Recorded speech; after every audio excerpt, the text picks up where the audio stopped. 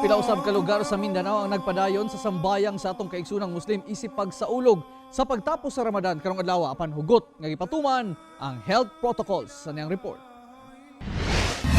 Dinhi sa Macambon Mosque sa Barangay Poblasyon, Colambugan, Lanao del Norte, gisigurong matuman ang health protocols una mosulod ang atong kaigsuonong Muslim aron magsaulog sa Idul Fitr o pagtapos sa Ramadan.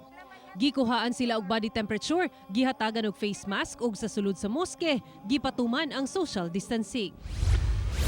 Sa General Santos City, sayo sa buntag nangabot na ang atong kaigsuonang Muslim sa mga moske apan gilimitahan ang ihap sa mga makasulod. Gani gisirado na ang ubang moske kung miabot na sa gitaganang capacity sama sa Barangay Dajangas West.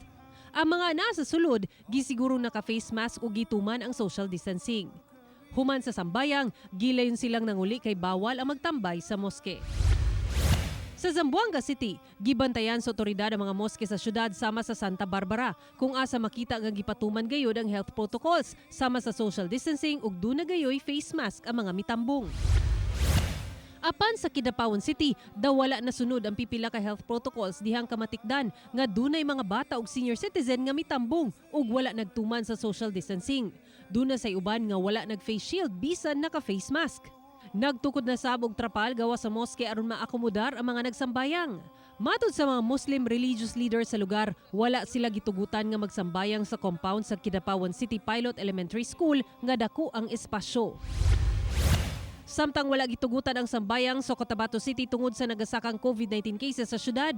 Matod ni Cotabato City Mayor Cynthia Giani Sayadi, dili kuno nila magarantiyahan ang 30% nga capacity sa matag venue. Apan una pa ang pagtapos sa Ramadan, dunay nagpahigayon og iftar sa Masjid Al-Abasi sa Mabini Area Old Market. Kining si Ma'am Conraman, napulo ka tawo ang iyang gipakaon sa usa ka restaurant nga kabahin sa iyang sadaka alang sa mga kabus. Doon na sa'y nagbudol fight nga mga mamaligyaay. Pag ikaw ay pakain ng kahit na isang tao lang sa month of Ramadan, pag break ng fast niya, napakalaking reward nun, 70 times. Busa alang sa atong mga kaigsuonang Muslim, Eid Mubarak! Ako si Sarah Hilomen Velasco para sa One Mindanao.